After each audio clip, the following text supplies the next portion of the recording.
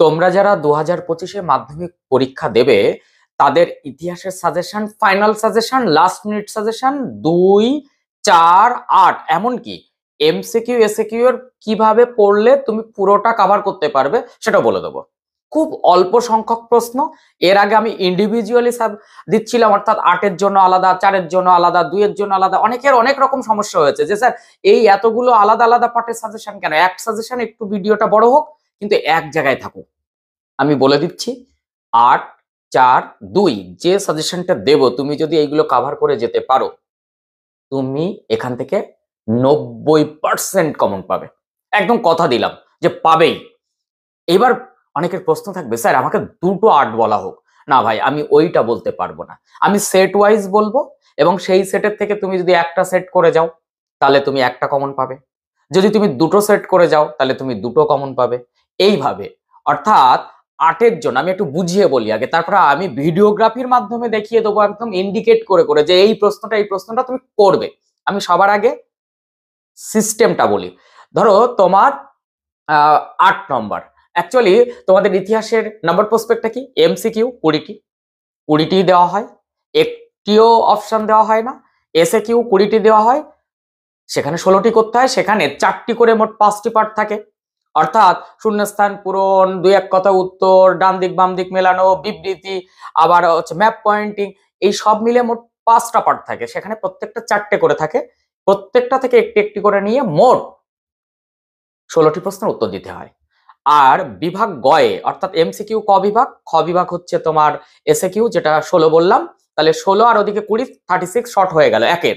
এবার হচ্ছে বিভাগ গ 3 দাগ, সেখানে মোট 16টি 2 মার্কসের প্রশ্ন দেওয়া হবে, প্রত্যেকটি অধ্যায় থেকে 2টি করে। তোমাদের 8টা অধ্যায়, তাই 8টা অধ্যায় থেকে 2টি করে প্রশ্ন দেওয়া হবে, তোমাকে যে কোনো 11টি করতে হবে 2-3টি বাক্যে।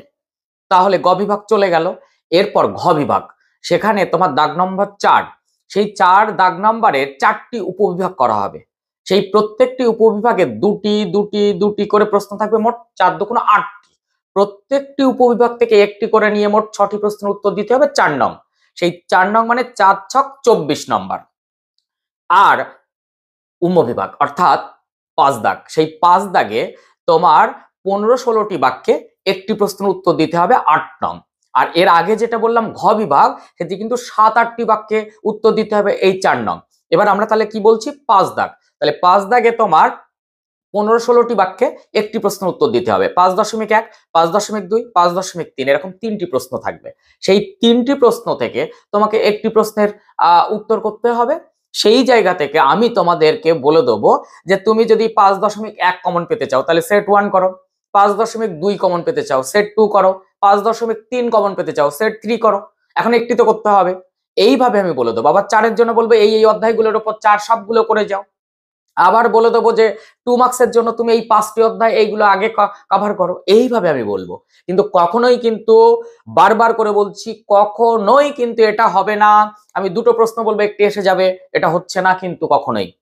তাই প্রথম থেকে শেষ পর্যন্ত দারুণ করে অবজারভেশন করো। পুরো ভূগোলটি 90 মার্কসের টোটাল সাজেশনটি আজকে তোমরা পেয়ে যাচ্ছ লাস্ট মিনিট। এই লাস্ট মিনিট সাজেশনের সম্পূর্ণ সাজেশন বা ফাইনাল সাজেশন তোমার কিন্তু ভীষণভাবে দেখা দরকার। এবং আমি যখন ভিডিওগ্রাফির মাধ্যমে দেখাবো তখন তুমি যদি সেগুলোকে স্ক্রিনশট মারো, আর না হলে আমি আর একটা কাজ করে দিই, তোমাদের সব থেকে সুবিধা হবে। আমি এর একটা পিডিএফ দেওয়ার চেষ্টা করছি যাতে 8, 4, 2, তাহলে কি হলো, কোয়েশ্চেনগুলো দেখার পর তোমাকে সব টুকতে হবে না, তুমি সুন্দর করে পিডিএফটা ডাউনলোড করে নেবে। তবে শুনবে কিন্তু, যদি তুমি পিডিএফ ডাউনলোড করে নিয়ে ভিডিওটা দেখলে না তাহলে কিন্তু সিস্টেমটা বুঝতে পারবে না, তোমার কাছে বোঝা মনে হবে যে এতগুলো প্রশ্ন। না, এতগুলো নয়, সেই সিস্টেম বলবো। কেউ এই সিস্টেমে এটা নেবে, কেউ ওটা নেবে, যে যেটা নেবে সেই জায়গা থেকে প্রথম থেকে শেষ পর্যন্ত তোমাকে দেখতে হবে। এবং ইতিহাসের প্রত্যেকটি দাগ নম্বর বলে দিলে আমি কোয়েশ্চেন বলে দিতে পারি, অধ্যায় বলে দিতে পারি। বিগত বছরগুলোতে ঠিক এই কনফিডেন্ট আমি। এবং ইতিহাসের জানো তো প্রত্যেক বছর একটু সমালোচনা হয়, কিন্তু আমার স্টুডেন্টদের কোনো সমস্যা হয় না। গত বছরও ইতিহাসে কিন্তু আমি 99 পর্যন্ত যেতে পেরেছি। কাজেই তোমাকেও ইতিহাসে অনেক বেশি নাম্বার পেতে হবে। তাই প্রথম থেকে শেষ পর্যন্ত দেখো। যারা নতুন তারা অবশ্যই চ্যানেলটি সাবস্ক্রাইব করে পাশে থাকা বেল আইকনটি প্রেস করে রাখো। এই রকম ভিডিও পেতে ভীষণ সুবিধা হবে। আর অবশ্যই কিন্তু একটা লাইক দিতে ভুলো না। বন্ধুদের মধ্যে শেয়ার করছো তো, শেয়ার করে দিও। তো চলো সরাসরি আমরা চলে যাই সেই ভিডিওগ্রাফির মাধ্যমে 8, 4, 2 এমসিকিউ এসএকিউ। আমি ঠিক এইভাবে সাজিয়ে সাজিয়ে তোমাকে প্রত্যেকটা সাজেশন বলে দিচ্ছি। তো চলো দেখো, আমি প্রথমে এই 2024 সালের প্রশ্নটা নিয়ে বসেছি। এখান থেকে তোমাকে দাগ নাম্বার ধরে ধরে বলবো। তাহলে তোমরা এক দাগে এমসিকিউ 20টি করতে হয়, আমি পরে বলছি।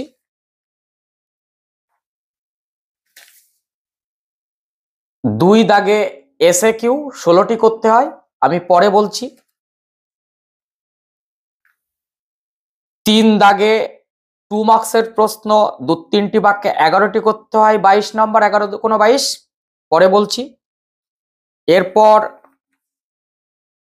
4 দাগ বিভাগ ঘ 4 নং প্রশ্নাবলী 7-8টি বাক্যে 6টি প্রশ্নের উত্তর করতে হয়, প্রতিটি উপবিভাগ থেকে একটি করে নিয়ে, পড়ে থাকা 4টি থেকে 2টি নিয়ে মোট 6টি, 4 ছক 24। অ্যাট লাস্ট তোমাদের এই যে অর্থাৎ বিভাগ উম্ম 5 দাগ 15-16টি বাক্যে যে কোনো একটি প্রশ্নের উত্তর দিতে হয় 8। আমি প্রথমে সব থেকে বড় অর্থাৎ এই জায়গাটায় আসছি। এখানে তুমি ভালো করে বুঝে নাও, আমি আগেও বলে দিয়েছি, আবারও বলছি। 15-16টি বাক্যে এখানে তুমি 15-16টির জায়গায় 20টি বা 22টি পর্যন্ত যেতে পারো, তার বেশি তুমি যাবে না। এবং তোমার এখানে 3টি প্রশ্ন যে দেওয়া হবে, প্রথম যে প্রশ্নটি দেওয়া হবে সেটি সেকেন্ড প্লাস থার্ড, এই দুটি অধ্যায় থেকে দেওয়া হবে। পরের যে প্রশ্নটি দেওয়া হবে এটা ফোর্থ অথবা ফিফথ এর মধ্যে থেকে দেওয়া হবে। আর শেষের প্রশ্নটি সিক্সথ অথবা সেভেন্থ। এখানে প্রথম আর অষ্টম অধ্যায়ের কোনো প্রশ্ন থাকে না। আমি কি করব, সেট 1 এটা যদি তুমি করে যাও তাহলে তুমি এই প্রশ্ন কমন পাবে। সেট 2 যদি এই সেটটা করে যাও তাহলে তুমি এই প্রশ্নটি কমন পাবে। সেট 3 এই প্রশ্নটি যদি করে যাও তাহলে তুমি এখানে কমন পাবে, মানে এই সেটটা করে গেলে। কাজেই আমি বলবো তুমি সেট আগে বেছে নাও। আমি দেখিয়ে দিই যে কোন কোন সেট তুমি করবে, কোন সেটটা করবে সেটা তুমি দেখে নেবে। আমি প্রথমে আসছি যে 8 নং প্রশ্নাবলীর সেট 1, অর্থাৎ এই যে প্রশ্নগুলো বলবো সেই প্রশ্নগুলো যদি তুমি করো তাহলে তুমি একটা কমন পাবে, প্রথমটি। এটা দ্বিতীয় আর তৃতীয় অধ্যায়ের মধ্যে আছে। দেখি প্রথম প্রশ্ন, 19 শতকের প্রথমার্ধে সতীদাহ প্রথা বিরোধী প্রচেষ্টাগুলির পরিচয় দাও। রামমোহন কিভাবে সতীদাহ প্রথা বিরোধী আন্দোলনকে সাফল্যমণ্ডিত করেন? আমি হাইলাইট করেছি ভিভিআই। শিক্ষা বিস্তারে প্রাচ্যবাদী ও পাশ্চাত্যবাদী বিতর্ক কি? উচ্চশিক্ষার বিস্তারে বা বিকাশে কলিকাতা বিশ্ববিদ্যালয়ের ভূমিকা লেখো। 5+3 হাইলাইট করেছি, ভীষণ ইম্পর্টেন্ট। 19 শতকে বাংলার নবজাগরণের কারণ অথবা তাৎপর্য, সীমাবদ্ধতা লেখো। 5+3 ভীষণ ইম্পর্টেন্ট, 3টে পরপর আমি হাইলাইট করেছি। এছাড়া 19 শতকে বাংলায় ব্রাহ্ম সমাজ আন্দোলনে ব্রাহ্ম সমাজের অবদান লেখো। বেশ কয়েকটা পেজে আমি টেস্ট পেপারেও পেয়েছি। নব্যবঙ্গ আন্দোলন কি? নব্যবঙ্গ আন্দোলনের ডিওজির অবদান লেখো। এই প্রশ্নটাও বেস্ট ইম্পর্টেন্ট। এই প্রশ্নটি একদম তুমি বাদ দিয়ে যাবে। এই যে এটা 19 এবং 24 সালে এসেছে, তাই আমি এটা লিখে রেখেছি, পাশে 24 লাল কালি দিয়ে লিখে দিয়েছি। কোন রকম এটা পড়বে না। সেটা কি? বিদ্যাসাগরের নেতৃত্বে বিধবা বিবাহ আন্দোলন। এই প্রশ্নটি কিন্তু বাদ বাদ বাদ, বারবার করে বলছি এটি বাদ। এরপর 19 শতকে বাংলায় ধর্ম সংস্কার আন্দোলনে রামকৃষ্ণদেবের ভূমিকা সংক্ষেপে লেখো। নেক্সট, নীল বিদ্রোহ। এখানে কি কি করবে? কারণ, বৈশিষ্ট্য, ফলাফল। সাঁওতাল বিদ্রোহ, কারণ, বৈশিষ্ট্য, ফলাফল। এই হচ্ছে তোমার সেট 1। এর মধ্যে থেকে আমি সাঁওতাল বিদ্রোহকে হাইলাইট করছি। এখান থেকে আমি ক, খ, গ হাইলাইট করছি। তাছাড়া আমি বলবো এবারে দেখো একটা সিস্টেম ভালো করে বুঝিয়ে দিই। দেখো এই প্রথম প্রশ্নটি 2020 সালে এসেছিল, তারপরের প্রশ্নটি 2017 সালে এসেছিল, তারপরেরটি 23 সালে, তারপরেরটি 18 সালে, তারপরে দেখো এই প্রশ্ন যেটি বাদ দিলাম 19 আর 24, এই একমাত্র প্রশ্ন এটি যেটা দ্বিতীয়বার মানে রিপিট করেছিল, আর কোনো প্রশ্ন কিন্তু 2 বছর আসেনি। এটা দেখো 22 সাল। কাজেই আমার কোথাও মনে হয়েছে যদি রিপিট না হয় তাহলে এখানে পড়ে থাকা প্রশ্নের মধ্যে থেকে সাঁওতাল নীল, সেখান থেকে নব্যবঙ্গ আন্দোলন, এই তিনটি কিন্তু পড়ে থাকা প্রশ্ন, অর্থাৎ যদি রিপিট না হয় তাহলে এই তিনটি থেকে আসার চান্সেস রয়েছে কিন্তু। তাই তুমি যখন সেট ধরে করবে পুরো সেটটা কাটার চেষ্টা করবে। এবার যাচ্ছি সেট 2, এইটুকু করলে তুমি কোন নাম্বার পাবে? 5.1 দাগ নাম্বারটা পাবে, এইটা যদি তুমি করে যাও। এবার আমরা সেট 2 তে চলে যাচ্ছি, অর্থাৎ যদি তুমি এই সেট 2 করো তাহলে তোমার 5.2 কমন থাকবে। তোমাকে তো একটি করতে হবে। এটা কোন কোন অধ্যায়ের মধ্যে আছে এই প্রশ্নগুলো? চতুর্থ এবং পঞ্চম।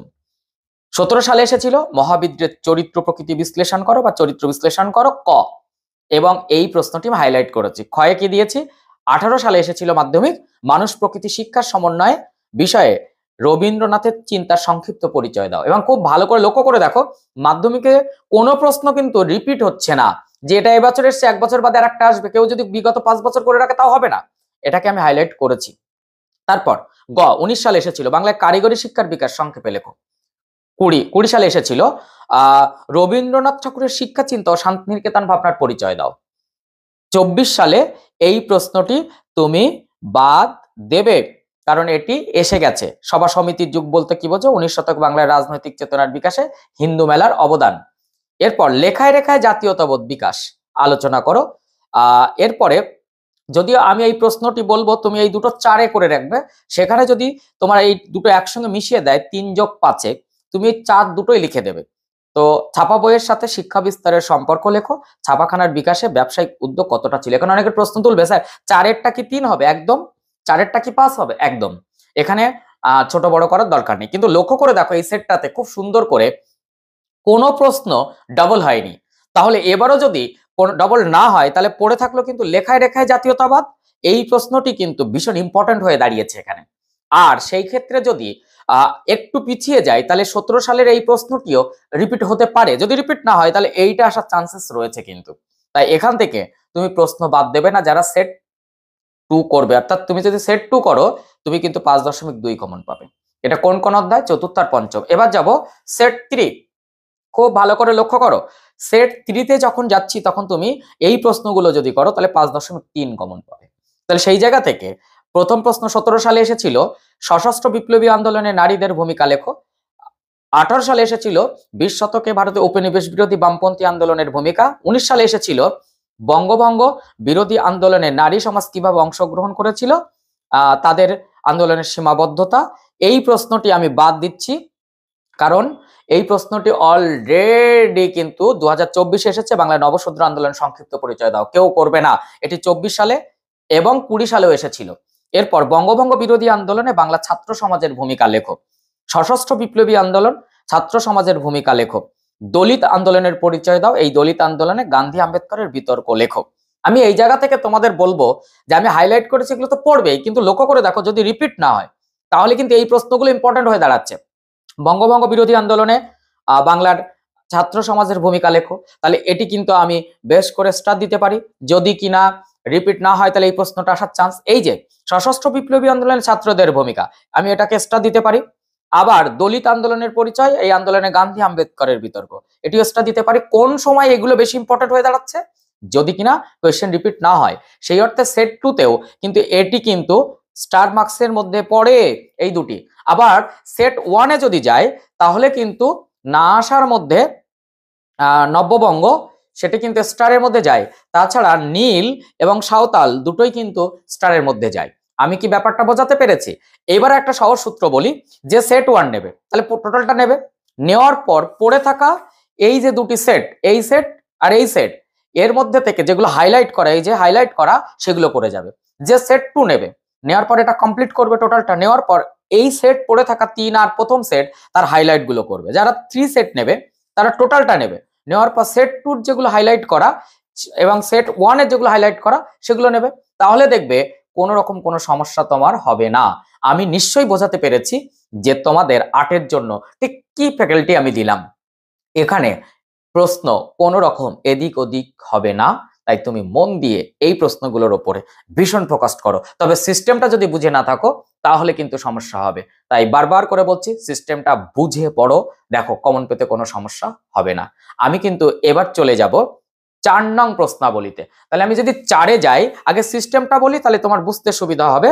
যদি আমি সিস্টেমটাকে এইভাবে ধরি, খুব ভালো করে দেখো যে উপবিভাগ 1, 2, 3, 4, এই যে 4টি উপবিভাগ, এটা কিন্তু 24 সালের প্রশ্ন, ভালো করে বোঝো। সেই উপবিভাগের প্রত্যেকটি প্রশ্ন একই অধ্যায় থেকে দিচ্ছে। তাই আমি যখন তোমাকে এই প্রশ্নগুলো দেব, তখন তুমি দ্বিতীয় অধ্যায়, পঞ্চম অধ্যায় আর অষ্টম অধ্যায় এই 3টিকে 1 নম্বর চয়েসে করবে, অর্থাৎ এই 3টির ওপরে যা প্রশ্ন আছে সবগুলো করবে।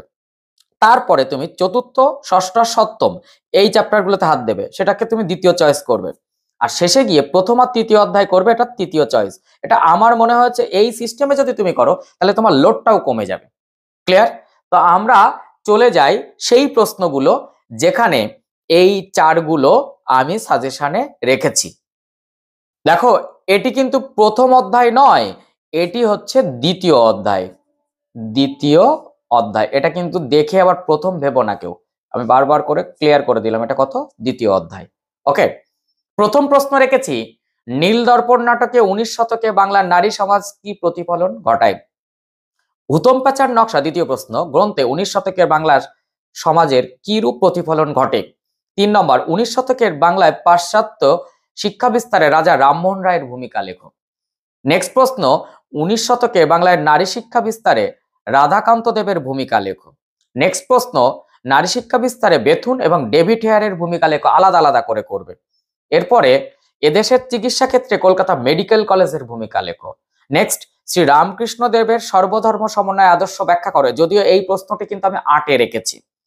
এছাড়া তুমি করবে হিন্দু পেট্রিয়ট, গ্রাম বার্তা প্রকাশিকা, পাশ্চাত্য শিক্ষা বিস্তারে খ্রিস্টান মিশনারি, লর্ড মেকলে, প্রাচ্য পাশ্চাত্য দ্বন্দ্ব, উডের নির্দেশনামা, নারী শিক্ষা বিদ্যাসাগর, কলকাতা বিশ্ববিদ্যালয়, যদিও 8-এ দিয়েছি, হান্টার কমিশন, ব্রাহ্ম আন্দোলন 8-এ দিয়েছি, ডিরোজিও 8-এ দিয়েছি, লালন ফকির, বিজয় কৃষ্ণ গোস্বামী, নবজাগরণ 8-এ দিয়েছি, সতীদাহ প্রথা 8-এ দিয়েছি, সমাজ সংস্কারে রামমোহন রায়। এখানে কিন্তু মাথায় রেখো, আমি যে প্রশ্নগুলোর ওপর এই ওপরে রেখেছি, এই যে পাশে নাম্বারিং করেছি, এই প্রশ্নগুলো হচ্ছে সব থেকে বেশি ইম্পর্টেন্ট। আমি একটা সাজেশন করেছিলাম যে টপ 20, সেই টপ 20-তে দ্বিতীয় অধ্যায় থেকে 1, 2, 3, 4, 5, 6টি প্রশ্ন জায়গা পেয়েছিল। দ্বিতীয় অধ্যায় থেকে 6টি প্রশ্ন জায়গা পেয়েছিল, এই 6টি আগে করে নেবে। তারপরে তুমি এই যে লিস্ট দিয়েছি এখান থেকে যতটা পারো টেনে যাবে। তবে চেষ্টা করবে দ্বিতীয় অধ্যায়টাকে একটু বেশি করে নিতে, কারণ তোমাদের প্রথম যে সেটটি উপবিভাগ সেটি দ্বিতীয় অধ্যায় থেকে হবে এবং এটা তোমার ফার্স্ট চয়েস। আমি একটু আগেই তোমাকে বলেছিলাম যে তুমি যখন এই 3টি চ্যাপ্টার টানবে, অর্থাৎ দ্বিতীয়, পঞ্চম আর অষ্টম, এটা প্রথম চয়েস করেছো, এই 3টি চ্যাপ্টারের একটি প্রশ্ন বাদ দেবে না, তাহলে তোমার 3×6টি প্রশ্ন কমন পেতে কোনো সমস্যা হয়তো হবে না। তাই আমি আবারও বলছি, স্ক্রিনশট মেরে নাও এবং দেখে নাও যে এই প্রশ্নগুলো তোমার থাকছে দ্বিতীয় অধ্যায়। এটি হচ্ছে তৃতীয় অধ্যায়, তৃতীয়। ওকে, তো তৃতীয় অধ্যায় থেকে কি কি থাকছে দেখে নাও। মহাবিদ্রোহের প্রতি শিক্ষিত বাঙালি সমাজের মনোভাব কি রূপ ছিল? কি উদ্দেশ্যে সরকার ঔপনিবেশিক অরণ্য আইন প্রণয়ন করে? নীল বিদ্রোহে বাঙালি মধ্যবিত্ত শ্রেণীর ভূমিকা সংক্ষেপে লেখো। কৃষক ও উপজাতি বিদ্রোহের কারণ লেখো। এছাড়া টিকা হিসেবে চুয়ার বিদ্রোহ, কোল বিদ্রোহ, রংপুর বিদ্রোহ, সাঁওতাল বিদ্রোহ যদিও 8-এ দিয়েছে, ভিল বিদ্রোহ, মুন্ডা বিদ্রোহ, সন্ন্যাসী ফকির বিদ্রোহ, পাগল বা পাগলাপন্থী বিদ্রোহ, ওহাবি আন্দোলন, বারাসাত বিদ্রোহ, ফরাজি আন্দোলন, নীল বিদ্রোহ যদিও 8-এ দিয়েছি, পাবনার কৃষক বিদ্রোহ। কিন্তু তুমি এই 4টে প্রশ্ন সবার আগে করবে, আর এখান থেকে চুয়ার বিদ্রোহ, সন্ন্যাসী ফকির বিদ্রোহ আর নীল সাঁওতাল তো 8-এ চলে গেল, এই দুটোকে বাদ দেবে না, সঙ্গে বারাসাত বিদ্রোহ। এইগুলোর ওপর ভীষণ জোর দেওয়ার চেষ্টা করো, ভীষণ ভাবে জোর দেওয়ার চেষ্টা করো। আমরা চলে যাচ্ছি পরের চ্যাপ্টার, অর্থাৎ চতুর্থ অধ্যায়। চতুর্থ অধ্যায়ের 4-এর জন্য আমি কোন প্রশ্ন রাখছি আগে দেখে নাও। এই যে চতুর্থ অধ্যায়, চতুর্থ অধ্যায়ের টিকাতে ভারত সভা, বঙ্গভাষা প্রকাশিকা সভা, তারপর রবীন্দ্রনাথের গোরা উপন্যাসে জাতীয়তাবাদের ভাবধারা কতটা ভূমিকা রেখেছিল? টিকাতে জমিদার সভা। এছাড়া রেখেছি জাতীয়তাবাদী ভাবধারায় আনন্দমঠ, বর্তমান ভারত। খুব অল্প সংখ্যক প্রশ্ন, একটিও ছাড়ার চেষ্টা করো না। আর এই যে পাশে সংখ্যা দেওয়া আছে এগুলো আমি টপ 20-তে রেখেছি, সেখানে 1, 2, 3, 4, 5 5টি প্রশ্ন চতুর্থ অধ্যায় থেকে জায়গা পেয়েছিল। এবার চলে যাচ্ছি পঞ্চম অধ্যায়। এই পঞ্চম অধ্যায় থেকে আমি কোন প্রশ্নগুলো রাখছি আগে দেখে নাও। এগুলো কিন্তু সব টপ 20-তে জায়গা পেয়েছিল। তো বাংলা ছাপাখানার বিকাশে উপেন্দ্র কিশোর রায়চৌধুরীর ভূমিকা লেখো, ভীষণ ইম্পর্টেন্ট। বাংলা ছাপাখানার বিকাশে গঙ্গা কিশোর ভট্টাচার্যের ভূমিকা লেখো। ছাপা বইয়ের সাথে শিক্ষা বিস্তারের সম্পর্ক লেখো। আইএসিএস অর্থাৎ বাংলা বিজ্ঞান চর্চার বিকাশে ডক্টর মহেন্দ্রলাল সরকারের অবদান লেখো। শ্রীরামপুর মিশন প্রেস কিভাবে একটি অগ্রণী মুদ্রণ প্রতিষ্ঠানে পরিণত হয়। রবীন্দ্রনাথ ঠাকুরের শিক্ষা চিন্তার পরিচয় দাও। এখানে ওই যে বিশ্বভারতী ও শান্তিনিকেতন ভাবনা একসাথে। কলকাতা বিজ্ঞান কলেজ টিকা, বসু বিজ্ঞান মন্দির টিকা। এছাড়া তুমি জাতীয় শিক্ষা পরিষদ, বিটিআই, ছাপাখানার ব্যবসায়িক উদ্যোগ, ছাপাখানার খ্রিস্টান মিশনারিদের অবদান, এগুলোকে কোনো রকম চেষ্টা করো যে না যেন বাদ যায়। এবং তোমার বারবার করে বলছি যে দ্বিতীয় অধ্যায়, পঞ্চম অধ্যায় এবং অষ্টম অধ্যায়ের একটি প্রশ্ন ছাড়ার চেষ্টা করো না। এরপরে আমরা চলে যাচ্ছি ষষ্ঠ অধ্যায়। এই যে ষষ্ঠ অধ্যায়ে চলে আসলাম।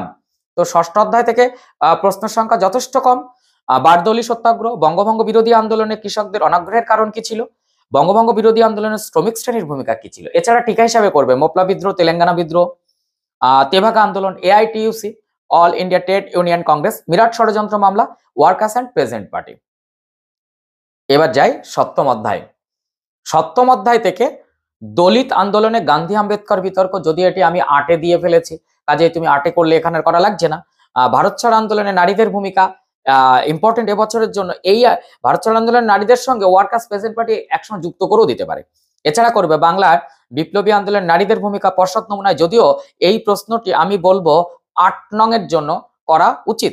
টিকাতে করবে অনুশীলন সমিতি, সূর্য সেন মানে চট্টগ্রাম অস্ত্রাগার লুণ্ঠন, দীপালি সংঘ, রশিদ আলী দিবস, প্রীতিলতা ওয়াদেদা, পুনা চুক্তি, সাম্প্রদায়িক বাটোয়ারা নীতি। এবার যাব আমি অষ্টম অধ্যায়। এবারের কিন্তু অষ্টম অধ্যায় ভীষণ ইম্পর্টেন্ট, তাই আমি অষ্টম অধ্যায় কিন্তু প্রথম চয়েসে রেখেছি দ্বিতীয়, পঞ্চম এবং অষ্টম। দেখো এখানে 3টি প্রশ্ন টপ 10-এ জায়গা পেয়েছিল।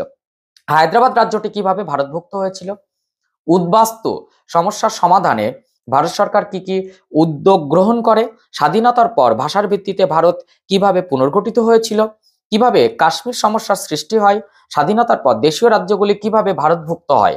এছাড়া তুমি করতে পারবে করবে জুনাগড় কিভাবে ভারতভুক্ত হয়, উদ্বাস্তু সমস্যা সমাধানে সর্দার বল্লভভাই প্যাটেলের ভূমিকা। এই হচ্ছে তোমার 4 নং প্রশ্নাবলী। এখানে এই প্রশ্নগুলো করে গেলে আমি তো বলবো 8টি প্রশ্নের মধ্যে থেকে তুমি 6 বা 7টি প্রশ্ন একদম হামেশাই কমন পেয়ে যাবে, এটুকু আমি বলতে পারি। এবার যাব আমরা 2 মার্কসে। দেখো 2 মার্ক যখন করবে তোমাকে 11টি প্রশ্ন করতে হবে, প্রত্যেকটি অধ্যায় থেকে 2টি করে থাকবে, অর্থাৎ 1 আর 2 প্রথম অধ্যায়, 3 আর 4 দ্বিতীয় অধ্যায়, 5 আর 6 তৃতীয় অধ্যায়। এইভাবে প্রশ্ন থাকবে 8টি অধ্যায় থেকে, 8 2 16টি। তুমি 5টি অধ্যায়কে বেছে নেবে, যে 5টি অধ্যায়ের ওপরে 4, যে 5টি অধ্যায়ের ওপরে 8 করছো সেই অধ্যায়গুলো বেছে নেবে। আমি সহজ সূত্র বলি, যেমন তোমাকে একটুখানি ক্লিয়ার করি। ধরো তুমি দ্বিতীয়, পঞ্চম আর অষ্টম অধ্যায় ফার্স্ট চয়েস করে নিয়েছো, তাহলে এইগুলো থেকে তুমি 2 মার্কসও ছাড়বে না, তাহলে তোমার সুবিধা হবে। আবার চতুর্থ, ষষ্ঠ, সপ্তম আমি শেষে কি একটা দারুণ সিস্টেম বলে দেবো, যে সিস্টেমে কোন অধ্যায়গুলো করলে তুমি ম্যাক্সিমাম প্রশ্নগুলো সব পেয়ে যাবে সেখান থেকে, সেটা আমি শেষে বলছি। তো দ্বিতীয়, পঞ্চম, অষ্টম অধ্যায় এটা প্রথম চয়েস, দ্বিতীয় চয়েস এটা। তাহলে এইগুলোর উপরে যদি তুমি 2 মার্কসে যাও, তাহলে তুমি 5টা অধ্যায় হলেই তো 5 2 10টা প্রশ্ন হয়ে যায়। তাহলে তোমাকে করতে হবে তো 11টি, খুব ইজি হয়ে যাবে। তো কোন প্রশ্নগুলো আমি রাখছি একটু দেখে নাও। প্রথম অধ্যায়, নতুন সামাজিক ইতিহাস কি, ব্রিটিশ সরকার কেন 1998 সালে সম্প্রকাশ পত্রিকা সাময়িকভাবে বন্ধ করে দেয়, জীবন স্মৃতি থেকে ঠাকুরবাড়ির অন্দরমহলের কোন ছবি পাওয়া যায়, সাময়িক পত্র সংবাদপত্রের পার্থক্য লেখো, সোমপ্রকাশ ও বঙ্গদর্শন পত্রিকার গুরুত্ব, আঞ্চলিক ইতিহাস গুরুত্বপূর্ণ কেন, নিম্নবর্গের ইতিহাস চর্চা কি, স্থানীয় ইতিহাস চর্চা কি, আত্মজীবনী স্মৃতিকথা কি। হাইলাইট গুলোর উপর একটু জোর দাও। চলো দ্বিতীয় অধ্যায়। এই দ্বিতীয় অধ্যায়ের প্রশ্ন যখন তুমি করবে একটু বেশি হবে, কারণ দ্বিতীয় অধ্যায় তুমি জানো সবসময় বড় অধ্যায়টা। ইয়াং বেঙ্গল কাদের বলা হয়, বাংলার নবজাগরণ বলতে কি বোঝো, কি নাইন কি, নব্য বেদান্তবাদ কি, ভারতবর্ষীয় ব্রাহ্ম সমাজ বিভক্ত হলো কেন, 1813 সালের, এটা করবে না, 1813 সালের সনদ আইনের গুরুত্ব, এটি 24-এ এসে গেছে। কি উদ্দেশ্যে সাধারণ জনশিক্ষা কমিটি গঠিত হয়, মেকলে মিনিট কি, হান্টার কমিশন কেন গঠিত হয়েছিল, কাঙাল হরিনাথ, হাজি মোহাম্মদ মহসিন ডিরোজিও, লালন ফকির স্মরণীয় কেন, যে কোনো একটি দিতে পারে। বামাবুদ্দিন পত্রিকার 2টি উদ্দেশ্য লেখো, চার্লস উটের 2টি সুপারিশ লেখো। এছাড়া স্কুল বুক সোসাইটি কেন প্রতিষ্ঠিত হয়, চুইয়ে পড়া শিক্ষানীতি কি, খুব ইম্পর্টেন্ট। মধুসূদন গুপ্ত স্মরণীয় কেন, নববিধান কি, কাদম্বিনী গাঙ্গুলি বিখ্যাত কেন। এবার আমি আসবো তৃতীয় অধ্যায়। সেই তৃতীয় অধ্যায় থেকে কোন প্রশ্নগুলো রাখা হয়েছে দেখো।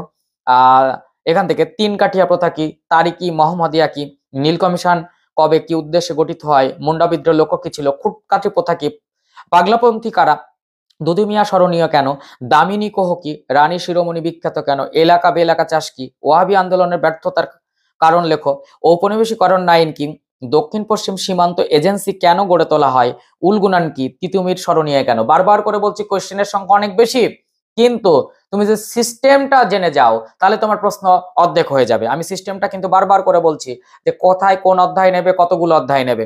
চতুর্থ অধ্যায়, ঝাঁসি রানী বিখ্যাত কেন, ইউরোপীয়রা ইলবাটের বিরোধিতা করেছিল কেন, নাট্যাভিনয় নিয়ন্ত্রণ আইন কি, গগনেন্দ্রনাথ ঠাকুর স্মরণীয় কেন, ল্যান্ড হোল্ডার্স সোসাইটি কি, মহাবিদ্রের প্রত্যক্ষ কারণটি কি ছিল, মহাবিদ্রের ফলাফল কি, ভারত মাতার চিত্রের বিষয়বস্তু কি ছিল, সভা সমিতির যুগ বলতে কি বোঝো, ভারত সভার উদ্দেশ্য লেখো, জমিদার সভা ও ভারত সভার পার্থক্য লেখো, মহারানীর ঘোষণাপত্রের প্রকৃত উদ্দেশ্য, ব্যঙ্গচিত্র আঁকা হয় কেন, হাইলাইট করাগুলো এবং রেড কালি দিয়ে লেখা যেগুলো সেগুলোর উপর একটু জোর দেবে।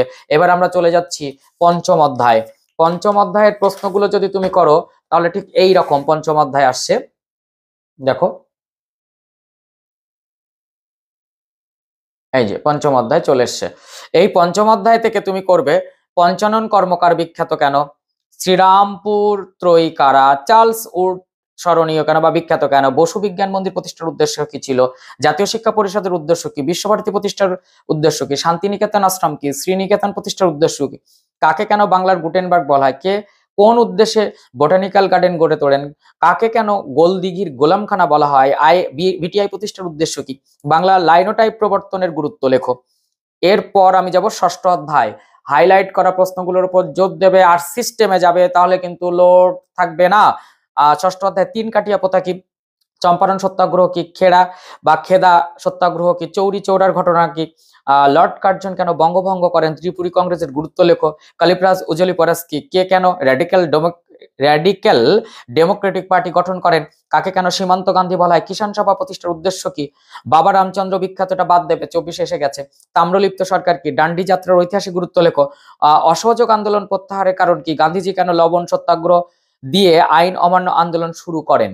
এরপরে চলে যাব সপ্তম অধ্যায়। সপ্তম অধ্যায়ের অলিন্দ যুদ্ধ বলতে কি বোঝো, লক্ষ্মীর ভান্ডার কেন গঠিত হয়, পুনা চুক্তি শর্ত কি ছিল, মাদাম কামা বিখ্যাত কেন, সাম্প্রদায়িক বাটোয়ারা নীতি কি, রশিদ আলী দিবস কেন পালিত হয়, স্বরাজ্য দল কেন প্রতিষ্ঠিত হয়েছিল, আলিপুর ষড়যন্ত্র মামলার গুরুত্ব লেখো, চাপেকার ভ্রাতৃদ্বয়কে মনে রাখার কারণ কি, ডান্ডি মার্চ কি, যতীন দাস স্মরণীয় কেন, ক্ষুদিরাম স্মরণীয় কেন, কে কেন অনুশীলন সমিতি গঠন করেন, লক্ষ্মীর ভান্ডার কেন গঠিত হয়, বিবাদী স্মরণীয় কেন, দলিত কারা। এই প্রশ্নগুলোর ওপর জোর দেবে, তবে সিস্টেমে যাবে, বারবার করে বলছি, নাহলে লোড হবে তোমার জন্য। অষ্টম অধ্যায়, উদ্বাস্তু কারা, মাউন্ট ব্যাটেন প্রস্তাব কি, লক কি, নেহেরু লিয়াকত চুক্তি কেন স্বাক্ষরিত হয় 1950 সালে, 26শে জানুয়ারি বিখ্যাত কেন, দেশীয় রাজ্য বলতে কি বোঝায়, পুনর্বাসনের যুগ কি, ভারতের স্বাধীনতা আইন কি, এইটা বাদ দেবে, কাকে কেন লৌহ মানব বলা হয়, সর্দার বল্লভভাই প্যাটেলকে, এটা বাদ দিয়ে দেবে, রাজাকার কারা, জেভিপি কমিটি কি, দলিত কারা, দেশীয় রাজ্যগুলি ভারতভুক্তির দলিল বলতে কি বোঝো, দর কমিশন কেন গঠিত হয়। এই হচ্ছে তোমাদের 2 মার্কস। এরপর আমি সেই উল্লেখযোগ্য পাঠে যাব, সেটি হচ্ছে এমসিকিউ এসএকিউ। আমি এমসিকিউ এসএকিউ এর পাঠে যাওয়ার আগে একটুখানি সিস্টেমটা বললে তোমার ক্লিয়ার হয়ে যাবে। সেই সিস্টেমটা একটুখানি দেখো, তাহলে বুঝতে পারবে। আমি 24 সালের প্রশ্নটা নিয়ে এখানে বসে গেছি, সিস্টেমটাকে বুঝে নাও। তুমি কিন্তু মাথায় রাখবে যে এমসিকিউ যখন করবে আর এসএকিউ যখন করবে, তখন সেকেন্ড অধ্যায়, ফোর্থ অধ্যায়, সিক্সথ আর সেভেন্থ, এই 4টি অধ্যায় সবার আগে করবে, কারণ এগুলো 1 into 3 করে, তাহলে 3 এ 4 কত 12। আবার পড়ে থাকা যে প্রশ্ন অধ্যায়গুলো আছে, অর্থাৎ ফার্স্ট,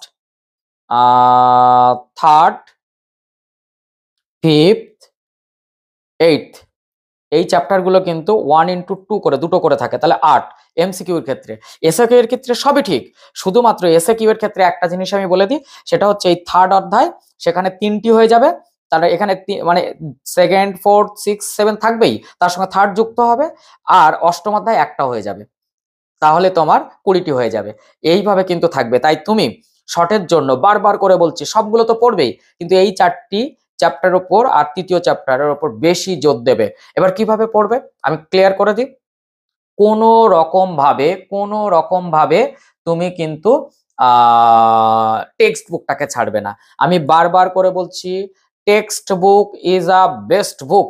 সেই ক্ষেত্রে টেক্সট বুক কিন্তু কোনো রকম ছাড়বে না। পারলে একবার রিডিং দিয়ে নাও, পারলে হাইলাইট করা জায়গাগুলো ভালো করে দেখো, মোটা মোটা অক্ষরের জায়গাগুলো ভালো করে দেখো। বই তুমি যে রাইটারটাই ব্যবহার করো না কেন, সেই রাইটারটা খুব ভালো করে কাভার করো, অনুশীলনী কাভার করো, তাহলে ভালো হবে। সেই সঙ্গে আমি বলবো এবিটিএ, পর্ষদ টেস্ট পেপার, এই দুটি টেস্ট পেপার থেকে সব পেজগুলোর শর্টটা করে যাও, তাহলে তোমার অনেকটা কাভার হয়ে যাবে। শর্টের ক্ষেত্রে কখনো কিন্তু এই গড়িমসিটা করো না, কারণ এখানে 20 এমসিকিউ, 16 এসএকিউ, 36। এই 36 না আসলে আর 2 মার্কসের জন্য 2 গুণ 11, 11 দুগুণ 22, এই 58 মার্কস যদি তুমি ভালো করে না খাটো, তাহলে তোমার 32 কেটে কোনো লাভ নেই।